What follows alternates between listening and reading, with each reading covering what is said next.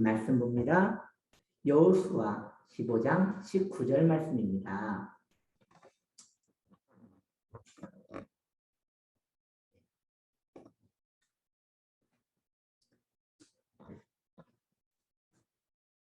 우리 함께 앞에 PPT도 있는데 함께 읽도록 합니다. 이르되 내게 복을 주소서 아버지께서 나를 네겝 땅으로 보내시오니 샘물도 내게 주소서 하매 갈렙이 윗샘과 아랫샘을 그에게 주었더라. 아멘. 오늘 말씀의 제목입니다.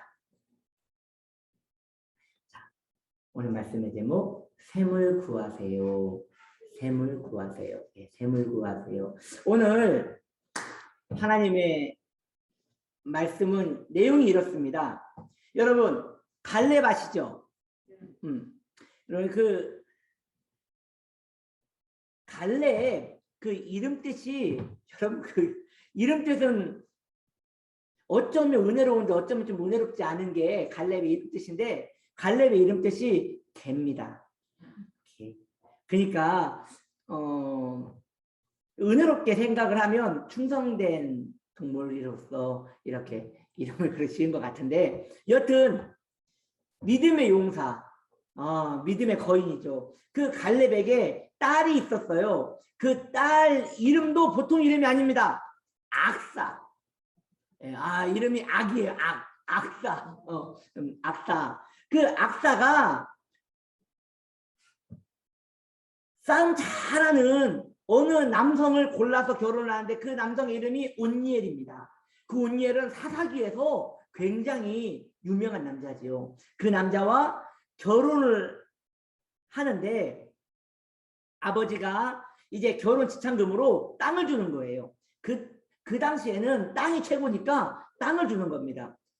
그 땅을 가서 개간하고 그 땅에서 하나님의 영광을 세워라 하면서 땅을 줬어요. 그런데 악사가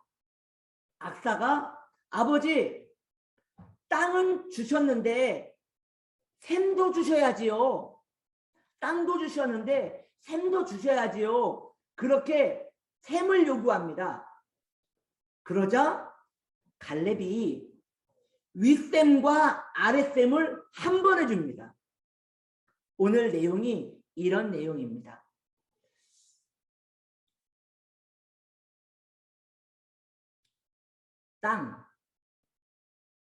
땅은 악사가 딸이 요구하지 않았어요. 땅은 아버지가 그냥 주신 거죠. 땅은 영적인 해석으로 우리가 나아갈 때 땅은 영향력으로 이해를 하면 될 것 같아요. 영향력. 이 영향력이라는 것은 어떻게 성경적 근거가 있느냐? 온유한 자는 땅을 기업으로 줄 것이요 라고 하잖아요. 하나님께서 온유한 자에게 땅을 주십니다. 영향력을 주십니다. 하나님께서 우리에게 각자에게 즉 달란트라고도 말할 수 있는 그 영향력을 주시는 거예요. 우리 이 땅에 살면서 각각의 자리에서 영향력을 원튼 원치 않든 행사를 합니다. 아버지는 아버지의 있는 자리에서 영향력을 행사하고요. 어머니는 어머니가 있는 자리에서 영향력을 행사합니다. 그리고 직장인은 그 직장 안에서 자기의 맡은 부서 안에서 영향력을 행사하고요. 또한 기업이 있다면 그 기업 안에서도 영향력을 우리는 행사를 하지요. 영향력은요 저절로 주어지는 것이 아니에요. 나에게 주어졌지만 그것을 관리하고 노력하고 지속적으로 거기에서 마음을 두고 있지 않으면 영향력은 저절로 오지 않습니다. 영향력은 내가 영향력이 있다라고 말을 해서 오는 것이 아니라 상대방이 이해를 해줘야 돼요. 그래서 영향력의 다른 이름은 쓸모입니다.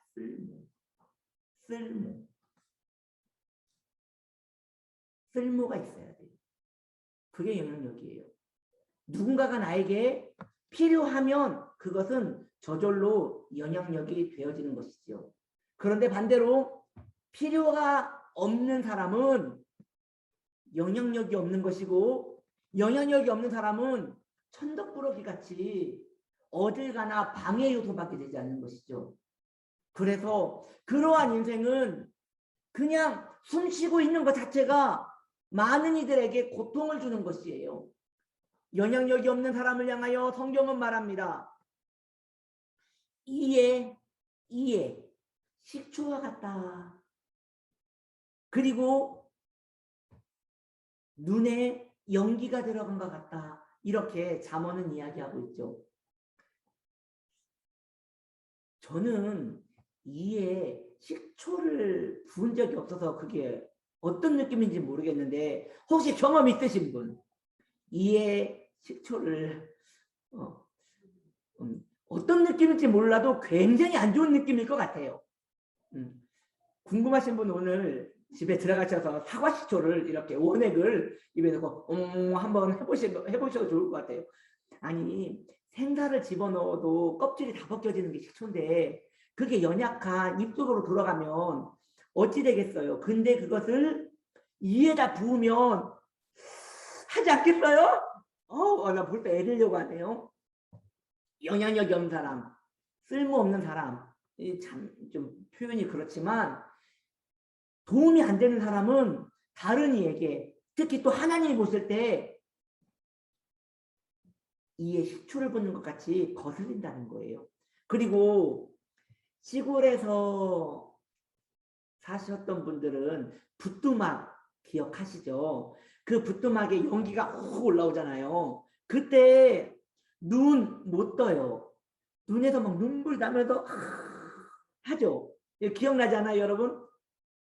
이와 같이 보는 것 자체가 고통스러운 것이 영향력 없는 사람, 필요가 없는 사람, 즉 땅을 주셨으나 그 땅을 일구지 않고 그 땅을 그저 엉겅퀴와 그 땅을 쓸모없이 놔두는 자는 그런 악한 평가를 받는다는 것이죠.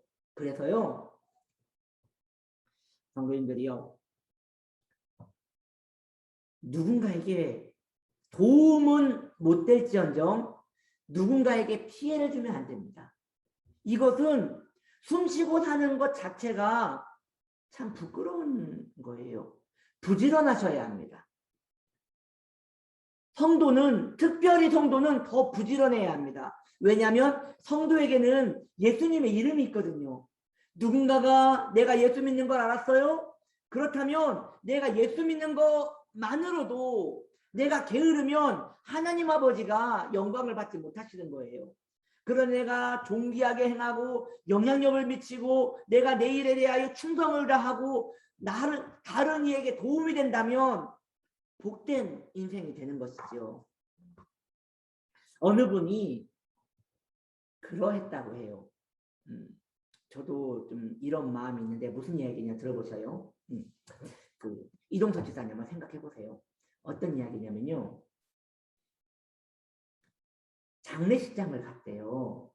장례식장에 갔는데 선생님이 예전에 섬겼던 선생님이 돌아가셔서 장례식장에 갔는데 그 장례식장에 부주를 안 받더래요. 그래서 그래도 이건 좀 받아주셨으면 좋겠습니다 했더니 유언입니다. 무슨 유언이냐? 그 선생님이 돌아가시기 전에 그 아들에게 통장을 주면서 내 장례비다. 부주 받지 마라. 나 마지막 가는 길에 다른 이에게 부담 주고 싶지 않다 하면서 이걸로 충분할 거다 하면서 이 장례비를 주고 이렇게 가셨다고 하면서 굉장히 그걸 얘기하시는 분이 감명을 받았다고. 살아생전에도 다른 이에게 패기치기를 싫어하시더니 가는 날까지도 그렇게 참 수수하게 가셨구나 라고 해서 저도 그 얘기를 듣고 통장에 돈을 모아야 하나. 무슨 돈입니까? 제 장례비입니다. 여러분, 성도의 이름은 그런 부담감이 있는 거예요. 하나님께서 나에게 땅을 주시고 기업을 주시고 영향력을 주셨는데 이것은 너희는 세상에 빛이라고 하지 않아요? 그러니까 빛은 비추어지기 때문에 어쩔 수 없이 성도는 드러난다는 것이죠. 그래서 성도는 다른 이보다 조금 더 부지런해야 하고요. 성도는 다른 이보다 더 조심해야 하고, 성도는 다른 이보다 더 도움이 될 수 있도록 자기를 희생해야 합니다. 그것이 성도의 바람직한 영향력이고, 하나님은 그 영향력을 사용하셔서 다른 이에게 하나님을 영광 돌릴 수 있는 환경으로 그 환경과 기업을 만들어 줄 줄 믿습니다. 여러분, 맞아요. 부모와 자식 관계도 마찬가지예요. 부모는 자식에게 영향력을 줘야 하고요. 자식은 또 부모에게 선한 영향력을 또 받아야 돼요. 이러한 모든 것들이 영향력 아래 하나님께서 갈렙이 악사에게 땅을 주었듯이 우리에게도 그 땅을 다 주었다는 것이죠. 부지런히 개간하세요. 부지런히. 그런데 악사가 말합니다. 땅만 주시면 안 됩니다. 샘도 주소서. 샘. 자, 땅이 영적인 해석으로 말미암아 영향력이라고 해석이 되었다면, 샘은 우리 주님의 은혜를 말하는 것이지요. 여러분, 땅만 있으면 그 땅은 푸석푸석해지고, 비가 오기 전까지는 그 땅에서는 식물이 자라지 않으며 그 땅은 쓸모없는 땅이 될 확률이 높아요. 그러나 옆에 샘이 있고 그 샘에서 물을 언제라도 기를 수 있다면 그 땅은 곧 기름진 땅이 되고 쓸모있는 땅이 되고 그 땅은 촉촉한 것이지요. 마찬가지입니다. 성도가 아무리 좋은 영향력을 가지고 있고 열심히 살아서 성공을 하고 다른 이에게 칭찬을 받더라도 내 안에 은혜가 없으면 건조해지는 거예요. 싸나워지는 거예요. 이기적으로 변하는 거예요. 죄가 내 마음에서 왕노릇하는 거예요. 그러므로 성도에게는 마음에 영향력과 함께 은혜가 있어야 돼요. 은혜가 있어서 내가 그것으로 말미암아 숨쉬고 그것으로 말미암아 내 안에 하나님과 깊은 교제로 평안함을 누려야 하는 것이죠. 마음에 하나님 주신 평안함이 없으면 내가 아무리 많은 것을 가지고 있고 아무리 많은 힘을 가지고 있어도 그것은 내 의가 되는 것이고요. 내 안에 엉겅퀴가 자라기 시작하는 것입니다. 내 안에 가시가 자라기 시작하는 것이에요. 물이 없으면 가시가 돋아납니다. 그래서 여러분, 선인장 물 없는 곳에서 자라지 않습니까? 가시가 돋는 거예요. 내가 열심히 해서 가시가 돋는 거예요. 다 그런 건 아니지만 많은 분들이 그래요. 제가 여러분들에게 물어봐도 여러분도 저랑 생각이 같을 거라고 생각이 들어요. 자수성가한 사람 있잖아요. 자수성가한 사람들이 대체로 착해요, 독해요? 봐봐요. 제 마음과 같잖아요. 자수성가한 사람들이 다 그런 건 아니지만 바늘로 찔러도 피 한 방울 나오지 않는다 할 정도로 그렇게 살아요. 자수성가했다는 것은 성공했다는 거잖아요. 자기에게 주어진 기업을 잘 일구어 영향력을 행사할 수 있다는 거잖아요. 그런데 거기에 가시가 있어요. 그 가시가 있어서 다른 이에게 선한 영향력을 못 미쳐요. 영향력을 미칠 재료가 있는데 못 미쳐요. 왜? 가시거든요. 늘 속이 시끄럽거든요. 늘 고민스럽거든요. 늘 괴롭거든요. 이렇게 얻은 영향력은 오히려 자기를 파괴한다는 것이죠. 저도 들은 이야기인데 여러분, 이런 이야기가 있어요.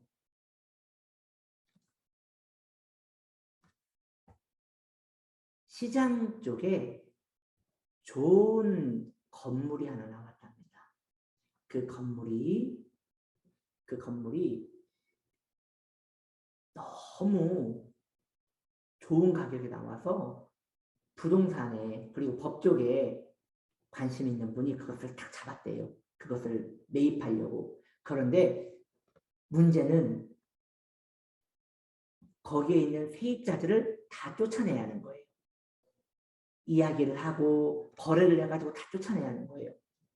그 사람들을 한 명 한 명 상대해가지고 그 노른자 땅에서 그 땅을, 그 빌딩을 끝내 얻었대요. 그리고 갑자기 몸이 안 좋아져서 병원에 갔더니 뇌암 사기였다고 합니다. 이게 뭡니까? 그거 아무것도 아니잖아요. 내가 훌륭한 영향력을 가지고 탁월한 능력이 있었지만 결국 가시로 말미암아 자신이 죽는 거 아닙니까? 그래서 여러분, 샘물이 필요합니다. 풍성한 하나님의 은혜가 필요합니다. 그렇다면 구체적으로 은혜는 뭐란 말입니까? 은혜가 뭡니까? 예배 잘 드리는 것이 은혜입니까? 예배 잘 드리고 성령 충만한 것이 은혜입니까? 제가 은혜에 대한 개념을 여러분들에게 말씀드리기 원합니다. 성경은 말합니다. 은혜는 우리 주 예수 그리스도라고 말하고 있습니다. 사랑하는 성도님들, 은혜는 예수님입니다. 다시 말해서 은혜는 예수님과 나와의 관계입니다. 그러면 예수님과 나와의 관계는 무엇입니까? 하나예요. 우리 주님 나 위하여 죽으셨도다. 그것에 대하여 죄송한 마음을 가지고, 그것에 대하여 고마운 마음을 가지고 내가 그 은혜 잊지 않기 위하여 오늘도 살아가는 그 마음 자체가 은혜인 것이지요.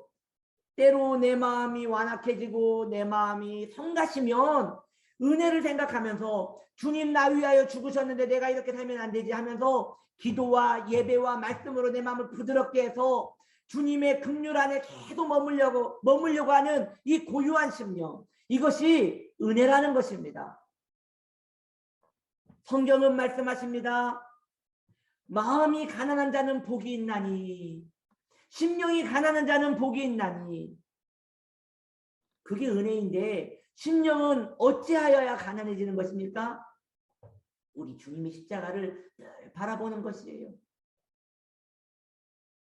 내가 그 십자가 바라보면서 나는 죄인입니다. 나는 그 은혜 없으면 아무것도 할 수 없습니다. 여러분 따라합시다. 나는 죄인입니다. 나는 아무것도 아닙니다. 난 죄인 중에 괴수입니다. 나는 무익한 종입니다. 여러분 이 고백을 할 때에 나는 안 그러는데 왜 나한테 그러나? 라고 한다면 그분 아직 은혜를 못 받은 거예요. 은혜를 받으신 분은 제가 방금 따라하라고 한 이 고백이 마음에 촉촉하게 와닿습니다. 왜냐하면 주님 앞에 너무 죄송하거든요. 주님 앞에 너무 죄송하고 그분 앞에서 초라하고 그렇거든요. 그럼에도 불구하고 주님 나 버리지 않으시고 날 끝까지 인도하시는 그 은혜에 감사하거든요. 그래서 성도의 마음은 몸밖에 드릴 것 없어 이 몸 바칩니다. 십자가 앞에서 그러한 마음을 가지는 것이죠. 자, 이제 마지막 이야기를 하려고 합니다. 악사가 갈렙에게 샘을 주소서라고 한단 말이에요.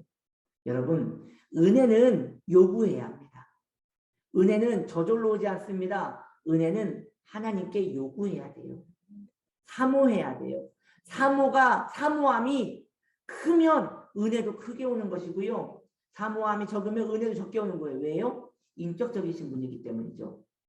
땅은 내가 말하지 않아도 와요. 그런데 은혜는 내가 사모하는 마음으로 오늘 주님 내가 은혜를 구합니다. 내 안에 십자가를 주시옵소서. 내 안에 우리 주님에 대한 희생을 주시옵소서. 내 안에 주님에 대한 사랑을 허락하여 주옵소서 라고 고백해야 하는 것이에요.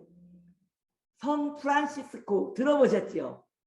성 프란시스코 이야기 중에 유명한 이야기가 몇 개 있어요. 그 중에 하나가 프란시스코가 사과나무를 보면서 나무야 나에게 하나님 살아계심을 보여주겠니 했더니 그 나무가 사과꽃을 확 폈대요.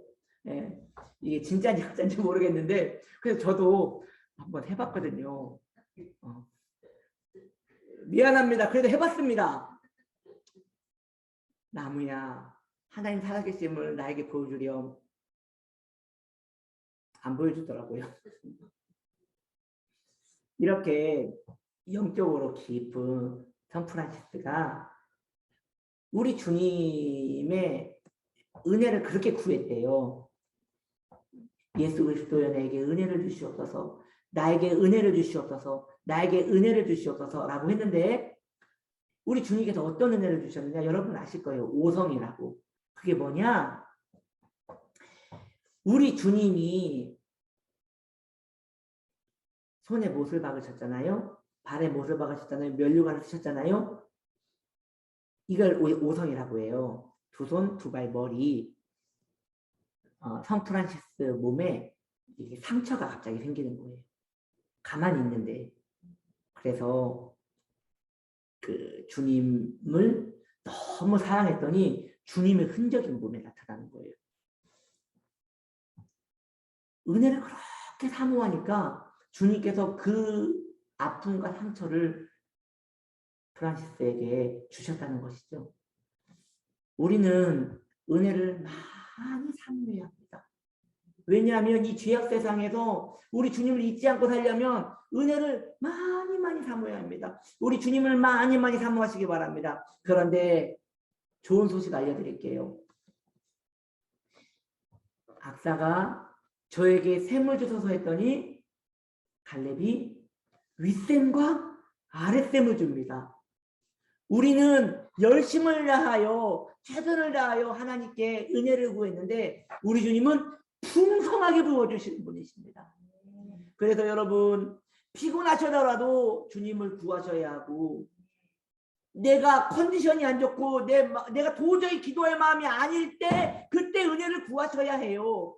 왜냐하면 주님은 주고 싶으시거든요. 윗샘과 아랫샘을 준비해놓고 구하기만 하면 물에 잠기도록 주시려고 기다리고 계시거든요.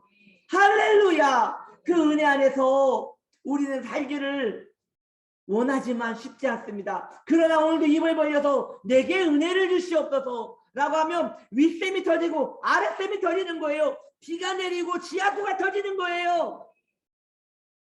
그렇습니다.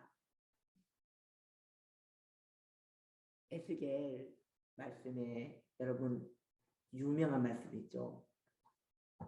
성전에서 이 강단에서 물이 흘러서 처음에는 발목에 잠기고 그 다음에 무릎에 잠기고 그 다음에 허리에 잠기고 그 은혜의 물이 목까지 잠기고 나중에는 둥둥 떠다니는 물이더라. 저는 우리 치유나무 교회가 그 물로 가득하기를 원합니다. 그 물은 신비적인 것이 아닙니다. 그 물은 우리가 무언가를 해서 얻는 것이 아닙니다. 바로 예수님, 우리 주 예수님, 우리 예수님을 바라볼 수 있는 그 마음, 우리 주님을 내가 오늘도 바라볼 수 있다면 그 은혜의 물은 오늘도 촉촉하게 우리를 적실 것입니다. 여러분 힘들 때 예수님의 이름을 부르십시오. 그러면 은혜가 오실 것입니다. 여러분 마음이 컬컬하고 내 마음이 답답할 때에 이걸 어떻게 하면 해결할 수 있나 그 방법을 선택하지 마시고 예수님을 부르십시오. 그러면 우리 주님께서 무슨 일을 만나든지 만사형통하리라 라고 할 것입니다. 만사형통이라는 것은 안 되는 일이 되는 걸로 해결되는 것을 말한 게 아닙니다.